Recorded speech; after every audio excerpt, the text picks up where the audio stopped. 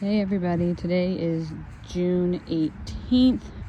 I am going to take you through the garden real quick. Mid-June garden tour.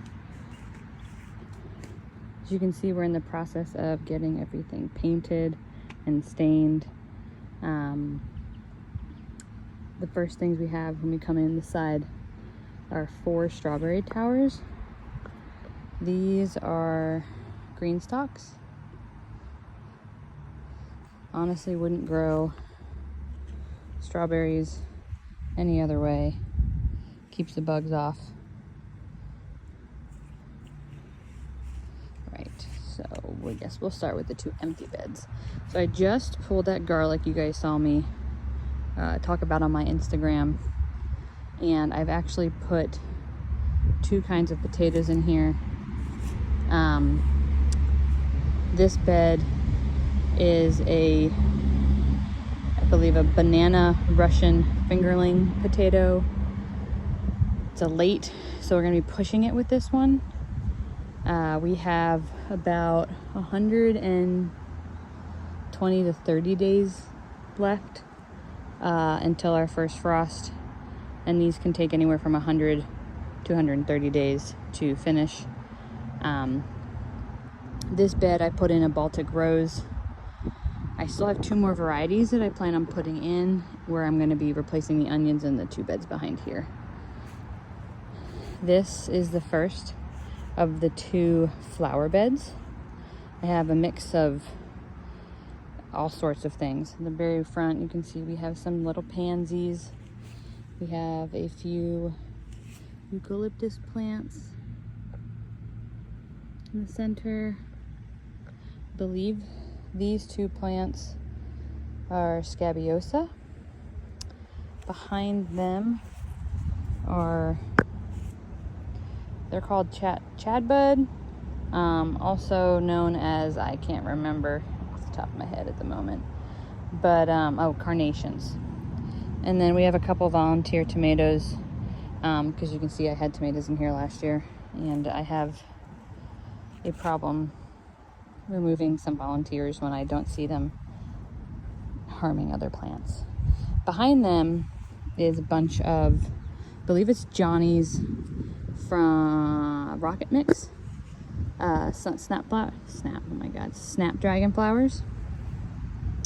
This is 2 plants of winged amoebium that you can see here. It's crazy. Behind it, honestly, next year, didn't think the Lisianthus was going to be as slow growing as it is. Would plant the snapdragons behind and put the Lizzies on the other end of the bed to give them the room and not be getting shaded. Got a couple volunteer tomatoes that, honestly, this guy might have to go because he's in the middle of the Lizzies. And on the end, we have a mix of, I believe, different types of yarrow, a white pearl, and then a traditional, but I don't remember what color it's supposed to be, but we'll find out soon as it's going to be opening. So this bed is my problem bed. The only bed I have that looks kind of sick, and I honestly believe it's from something either chemical wise that the cabbages are releasing. Last year I did the same thing where I put cabbages and tomatoes in the same bed, and only the beds with the green cabbages were sick. So I've super trimmed up the tomatoes to try to help. I'm not sure help with what, but we're starting to harvest, as you can see, starting to harvest the cabbages. As we get these out, hopefully these guys rebound. A few of them have, as you can see. So I'm hoping, fingers crossed, it's not a complete loss. Down here have a few flowers. Oh, and then we have a bindweed that has found its way into the bed.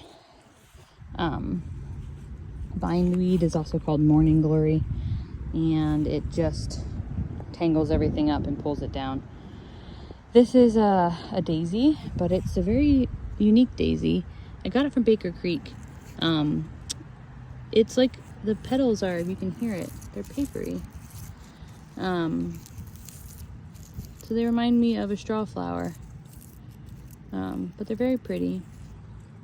And then next to it is a volunteer calendula. I've had calendula I planted here, I think 3 years ago. Comes back every year. Right, so we'll go down here. The next row, as you can see, we have purple cabbage in here, which doesn't really seem to be impeding the growth of my tomatoes. So maybe from here on out, I don't grow my green cabbage in the beds with my tomatoes, but maybe find another spot.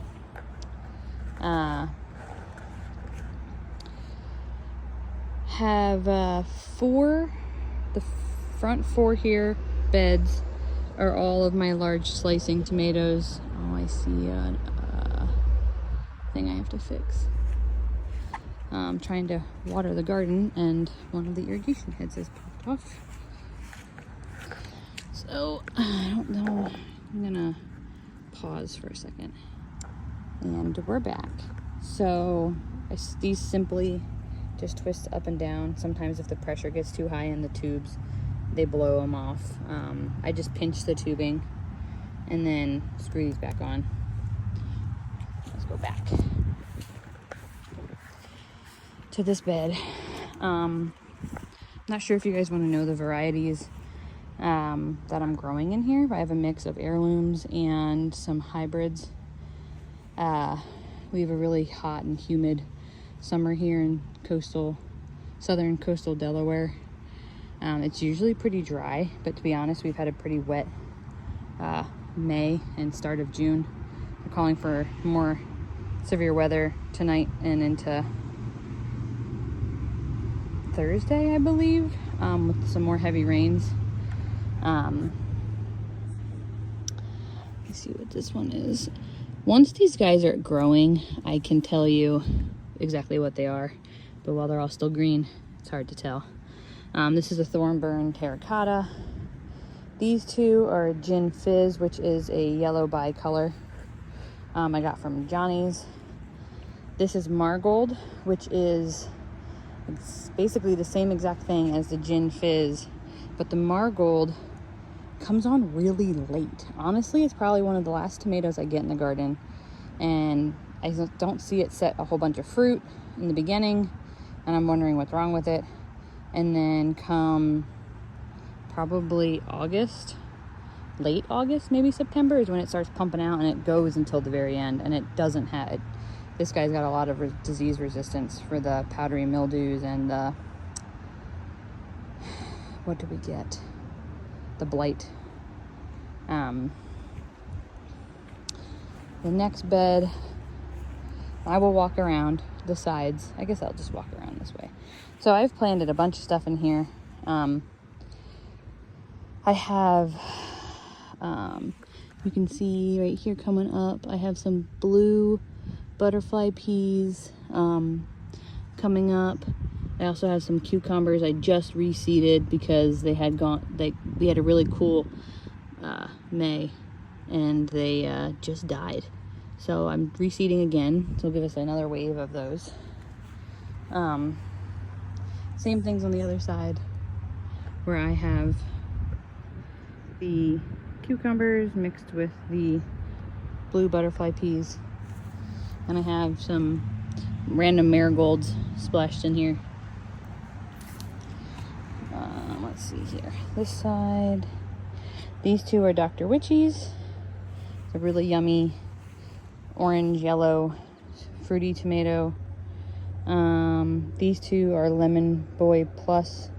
This is from Johnny's. This is a hybrid.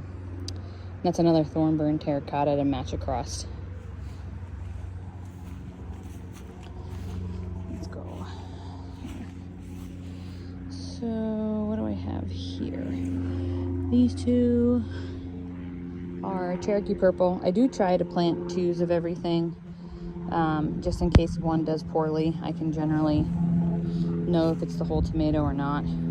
Now, when you have that situation that's going on in the other bed, the entire bed is not well, so I'm assuming it's something going on in that bed. These two are Marborn. This is a red slicing hybrid from Johnny's. I believe it's like a 8 ounce to 10 ounce tomato. It's a red. The two end ones, honestly, I didn't think we're gonna make it. When I planted them, they looked so incredibly sickly. There's a handful of the specialty tomatoes that just do not do well starting inside, and I literally have to sprout them inside and then play that game where I try to bring them in and out as long as it's not super cold, to be in the humidity of the regular air outside. This is our Sart Rolis, if I'm not saying that proper. It is a yellow tomato with purple shoulders. It's very pretty. This side is a Marnor, which is a hybrid from Johnny's. These two, it's a purple tomato similar to the Cherokee Purple. These two are these are Blue Beauties. Yeah, Blue Beauties, so they don't have them labeled. This is another one just like that Sart Release that I sprout and then have to bring outside almost immediately and play the indoor-outdoor game. But they're doing a lot better. I brought them out in the beginning because I knew that they struggle. Did not realize that this guy struggled. So next year we'll have to recalculate that. This is a Marn. No, this guy's different. You can see by the way he's growing. What are you? Oh, Defiant. Defiant is a hybrid. That's what these two on the ends are. I don't remember. This is the first year I'm growing it. If it's a pink or a red slicing tomato from Johnny's. These two are Monero.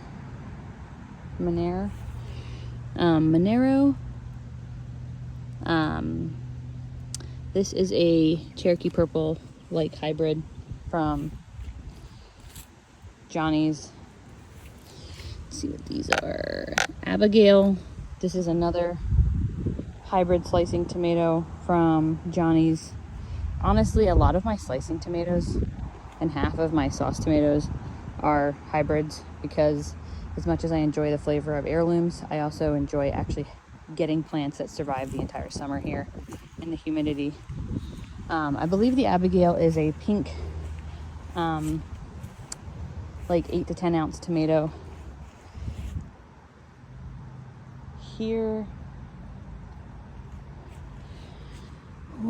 who are you? And Rosa, another, this is the first year I'm growing this guy too. It's either a red or a pink. I believe it's a red. Could be lying to you. Another indeterminate.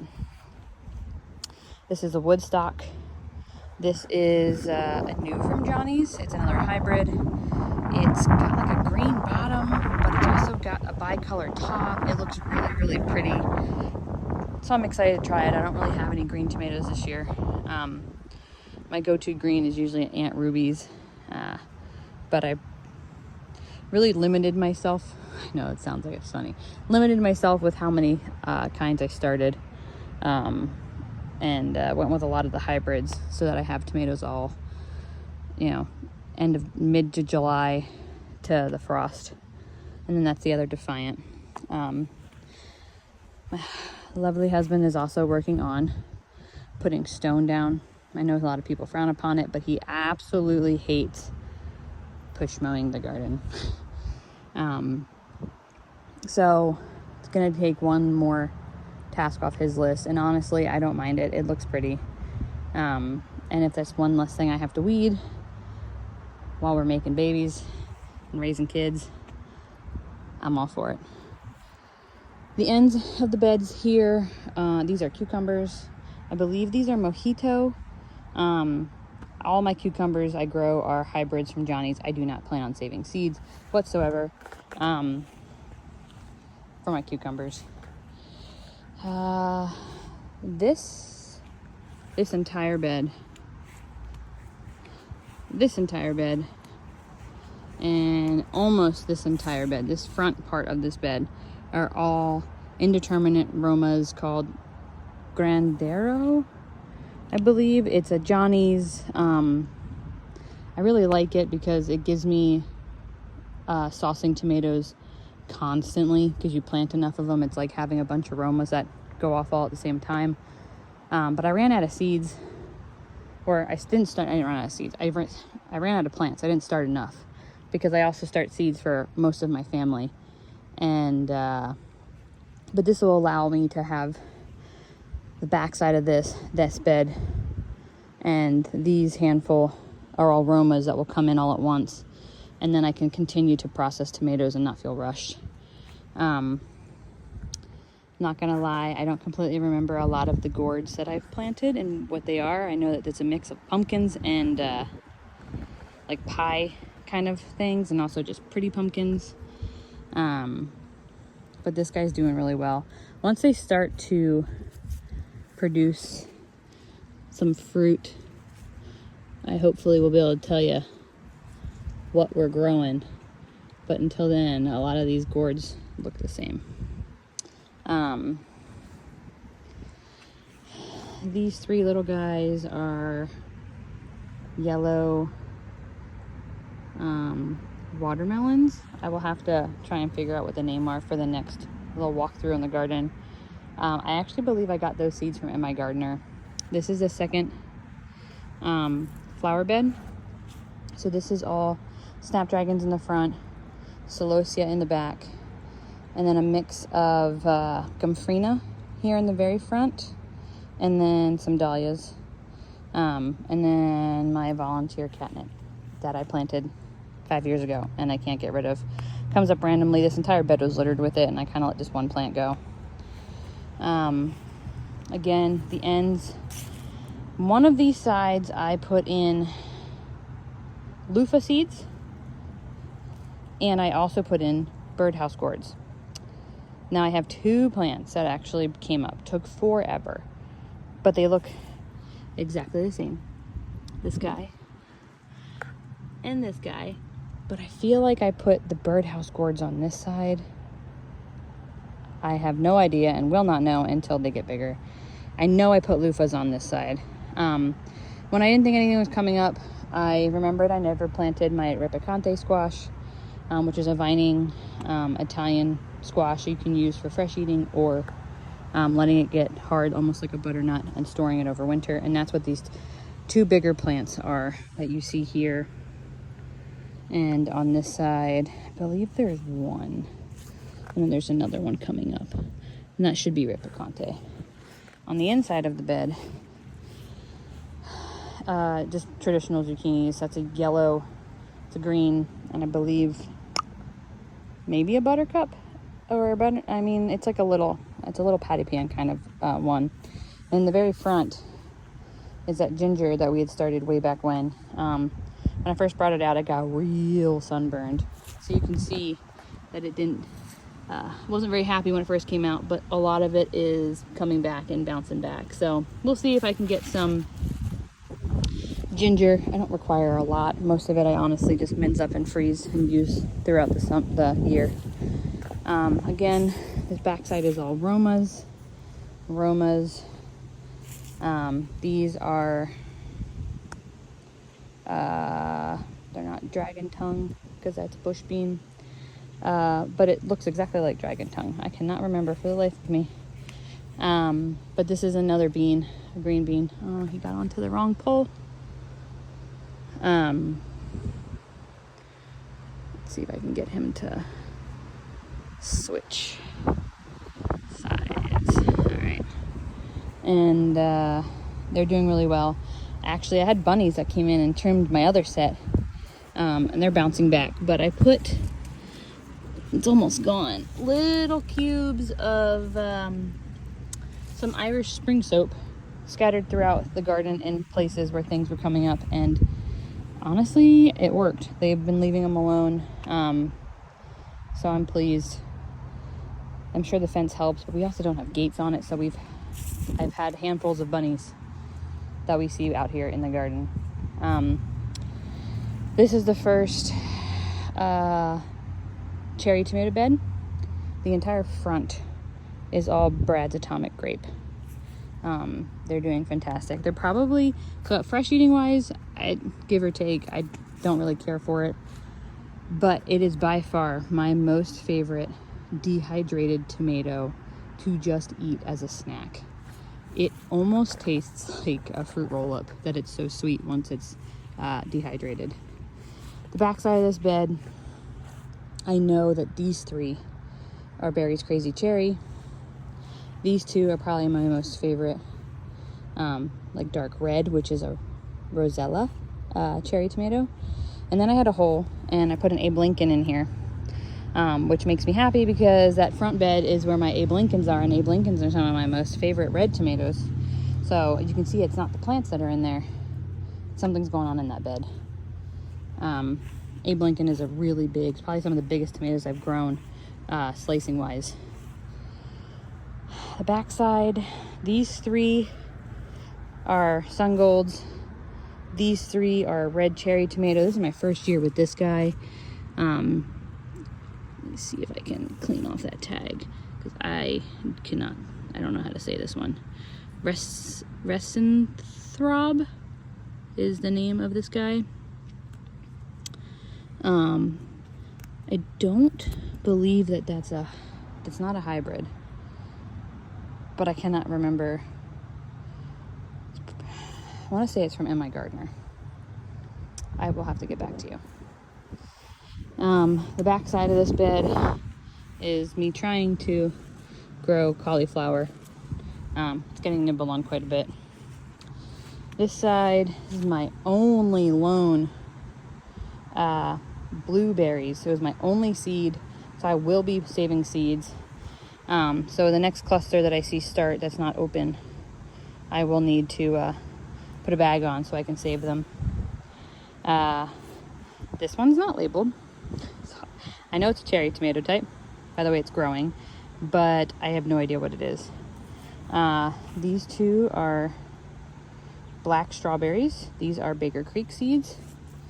Actually, that's what that Ruston straw is. I believe it's a Baker Creek seed. And then these 2 are Burlesque Blues. It's a yellow cherry with blue/purple shoulders. It's just bigger than the blue Boreberry brand. And those crack so easy, and this guy really doesn't. He's a little bit of a thicker skin.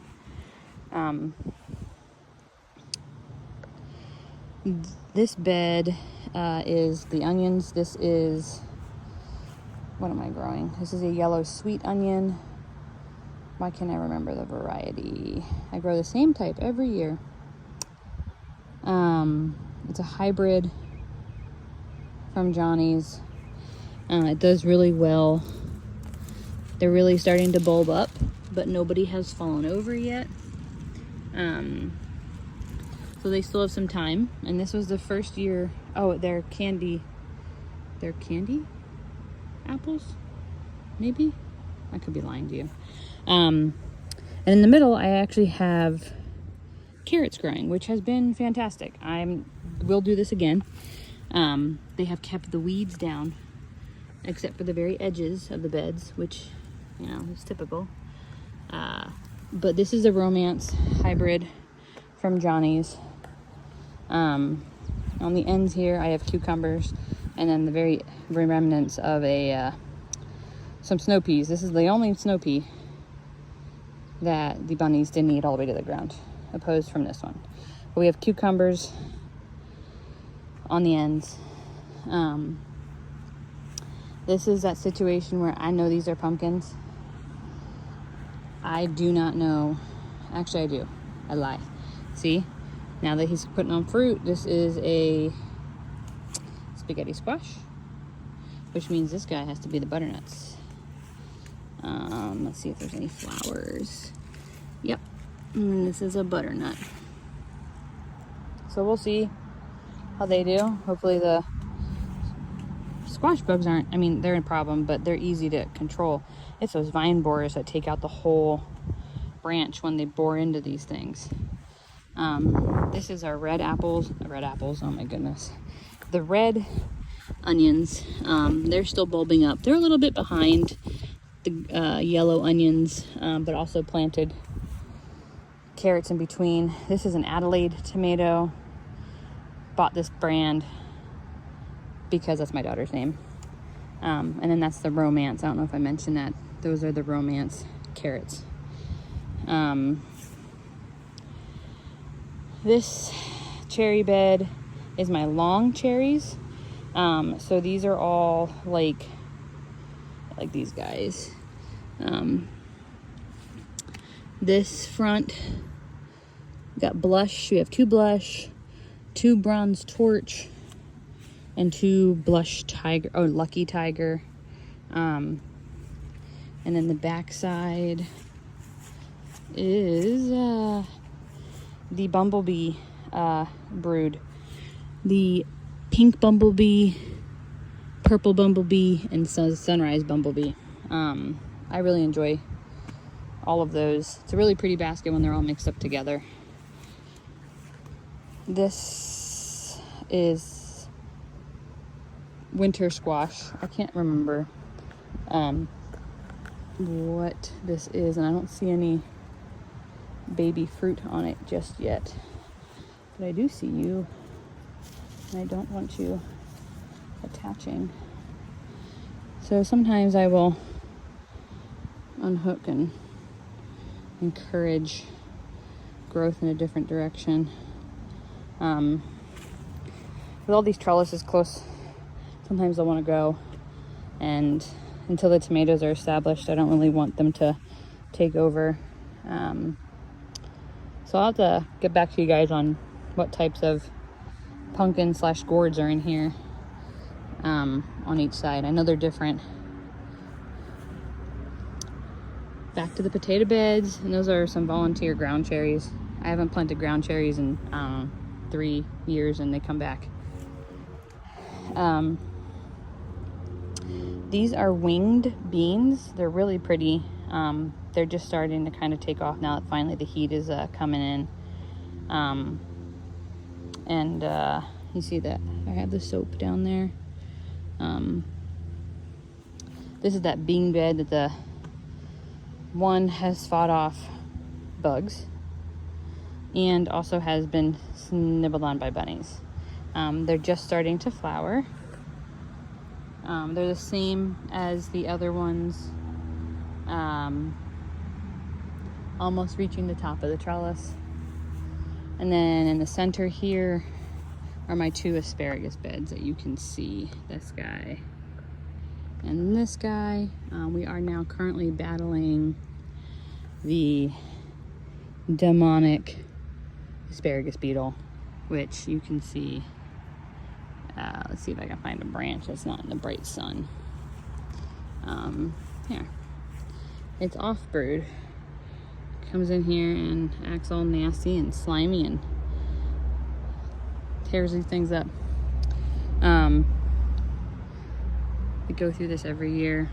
When we stop harvesting, they start coming through. The bottom down here, but if you see, the wasps actually pick the, let's see if I can find his face. The wasps come through and actually will pick off the asparagus beetles and carry them away. At the bottom, I always plant my basil because it's enough shade and they live happily ever after at the bottom. And in the middle, mind my weeds. In the middle of this one, I have some shallots. And in the middle of this bed, I have leeks. So we'll see how they do. And then the other side, same thing, have the basil. Bunch of different kinds, the lettuce leaf, the purple Genovese. Yeah, that is the inside. The fence garden. I can take you guys to show you the outside at some point in the near future. To show you what the orchard looks like. We're definitely gonna get some pears. That's what this is. And I put the fruit bags on them. I had a nectarine tree on the other side that got set beautiful fruit and got completely wormy. So I've set out my bags. This is a small raspberry patch that I dug out, plan to give to my mother-in-law. And then a sage plant I ripped out of over here and planted half in the woods. It's doing well. And the other half is right here. Okay. I will check in with you guys later. Have a good rest of your June.